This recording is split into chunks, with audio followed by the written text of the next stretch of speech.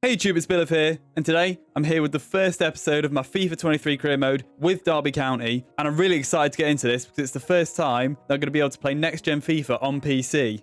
And FIFA on PC is just a much better experience than FIFA on console, so I'm really looking forward to that. But anyway, let's get straight into creating the career mode. So I've gone with Lewis McKinnon for my manager here, because in my last career mode with Sutton, he didn't really get a chance to take the team very far. So I want to give him a proper chance here with Derby, give him his second chance to take a team far and see what he can do with him. So for the stadium, I've called it Pride Park because obviously that's where Derby play in real life. I've gone for white for the stadium colour and black for the seat colour. This may be a little bit controversial, but I've gone with forest green for the colour of the pitch. Obviously, Derby's rivals are Nottingham Forest in real life, so I hope I don't offend any Derby fans by going with forest green for the colour of the pitch. And I've gone with the net colour as vertical black and white because I wanted both colours of the team on the net. I'm going to be starting this career mode on ultimate difficulty, so hopefully I don't find it too hard and get absolutely smashed in the first few games of the season. Going to have strict negotiation strictness, no international job offers, and I'm going to keep the transfer window enabled so I can sell a few of the real players, because obviously this is the journey of youth, so I'll only be using players created by the game, so youth players and regens and players like that. So keeping the transfer window on means I can sell some of the real players in the first window. A warm welcome to you all. Without further delay, we are pleased to introduce your new manager. And here we see Lewis McKinnon walking into his first press conference as Derby manager and holding up the shirt, posing for pictures. So now we've got to choose our pre-season tournament here, and out of the three available, this seems like the easiest one, and it's also worth the most prize money. So now the first thing I need to do here is check my youth academy, and this guy, Carter Graham, already looks incredible. 80 to 94 potential, 68 rated already, a little bit slow for a winger, but he already looks really good. And look at his technicals, 88 dribbling. That is ridiculous. So this guy is already really good. And there's a few other decent players in here as well. Some with a high potential and sort of mid-50s overall. But there's also some players which aren't so good, which I'm probably just going to release now. And the players I'm going to release are Nezovic. I'm glad I'm releasing this guy, so I don't know how to say his name. Mertens, Lees, and Mitchell, because they all just sort of have a combination of potential that isn't good enough and technical ability that isn't good enough. And now I've set everyone on the training they need to be on, which includes Sadiq being trained to be a cam because I think his stats suit that a little better. And I'm also going to promote Carter Graham now as well. And this is because, one, he's already really good, and two, what I'm going to be doing for this first season is any player that I get that is over 60 rated, say from like the youth academy or the free agents, I'm going to be putting them straight into the first team because I don't want to get promoted too quickly. And looking at this team, I look like I'm going to dominate the league with it. And I don't want to get promoted in the first season because I'll end up with a team that is then too weak for the championship, I think. So as soon as a player reaches 60, I'm going to put him straight in the first team and replace the real player in the first team with that player. So now the next thing I need to do is take a look at my objectives. So for the youth development, they want me to sign 2 defenders into the academy, which should be pretty simple. And by next season, they want someone signed this season to play 50% of the games. But I think I'll end up completing that this season by playing Carter Graham anyway.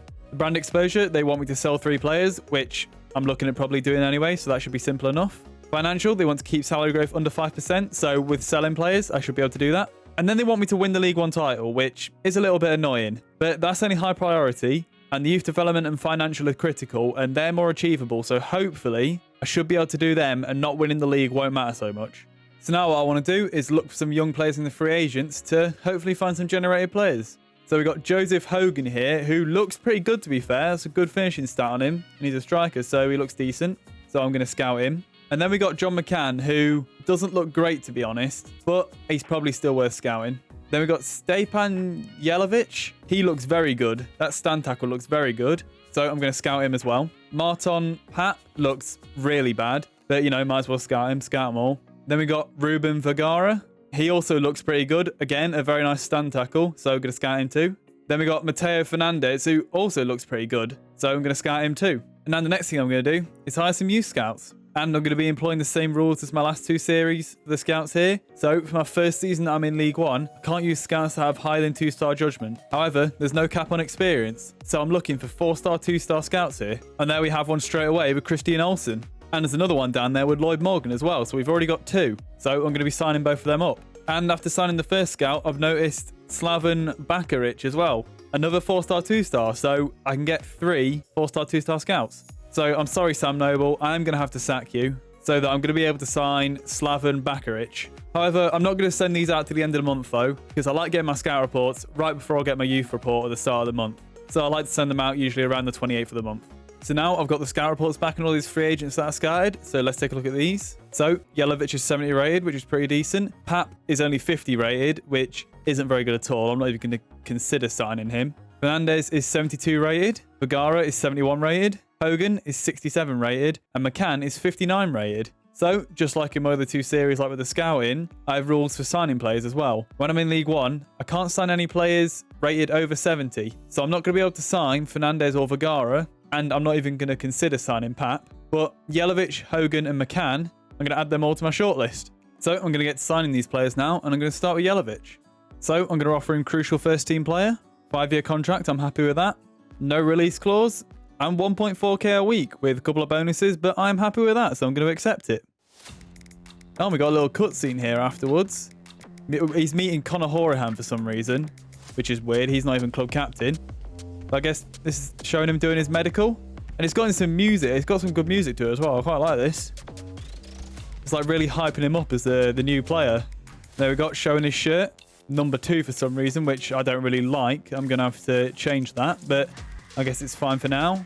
Got an A for that transfer rating. Excellent deal. I guess 70 rated in League 1 is going to be a good deal. And now I'm going to sign Hogan. Important first team player. I'm happy with that. 5-year contract. That's fine with me. No release clause. And I've got to offer him a wage here. So I'm thinking about £1,000 a week. Compared to what Jelavic was on, I think about £1,000 is probably right for Hogan. And he's accepted that. So maybe I could have got him a little lower, but 1,000's fine. I want to go a cutscene here for Hogan as well, but it's a different one. The music isn't quite as hyped up. Oh, and he's meeting the manager here, but he's got to rush off. So Hogan is a lower rating. So maybe it's showing like more important players get the bigger cutscenes, and Hogan being less important than Jelavic, or not as high rated, probably less important. So he's not getting as big of a cutscene. But I got an A for this transfer as well, which is good. I just think that's the price rating as well. So being a free agent, I'm probably just going to get A on price rating no matter what. Now I'm going to sign John McCann. He wants sporadic first team player. That's fine with me.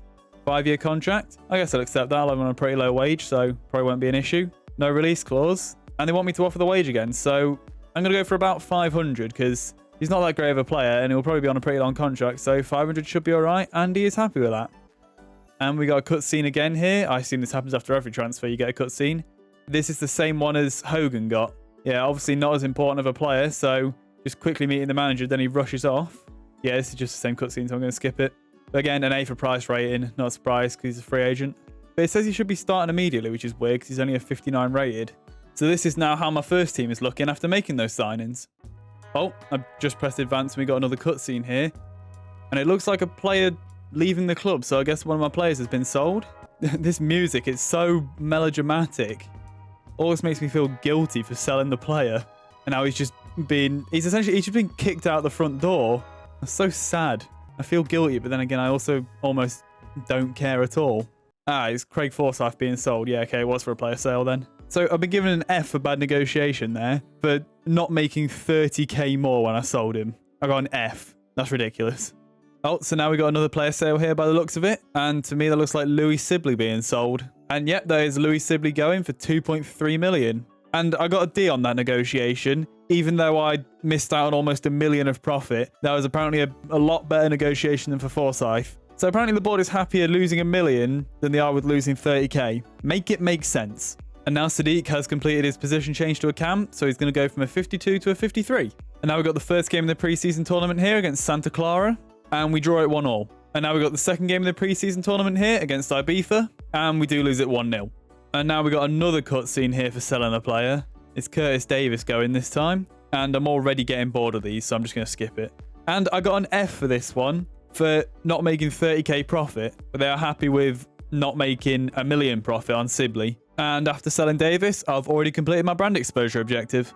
And now we've got the third game of the preseason tournament here against Sparta Rotterdam. And we do win it 2-1. But in the end, we didn't even end up making any money from the tournament. And now we're at the 28th of July here. It's time to send my scouts out. So I'm going to send my first scout to England looking for goalkeepers. Because I always like to search for a goalkeeper in the country that I'm playing in. And I always like to have a goalkeeper from the country I'm playing in. Don't know why, I just always have. Then I'm going to send my second scout looking for physically strong in Scotland. And I'm going to send my third scout, my Welsh scout, looking for wingers in Wales. And I think this is the same 3 combination of scouting missions that I sent on the first scouting missions in my Barrow career mode. And that brought back Court and Hargest from Scotland and Wales, 2 90+ potential players. And they were with 1-star, 1-star scouts, so hopefully I can at least replicate that or do even better with these. And also, if there's any countries you'd like me to scout in the future, leave them down in the comments. And now we have reached the first game of the season here against Barnsley, but this is where I'm going to end this episode, so unfortunately you're going to have to wait to the start of episode 2 to see that game. So this episode has basically just been getting all the pre-season stuff out of the way, and I've done it all, I think. I've sent my scouts out, sold some players, bought in some players, so we're ready for the season. So if you enjoyed the first episode of this career mode, leave a like. If you don't want to miss the first games of this career mode in the next episode, subscribe, and I'll see you in the next one.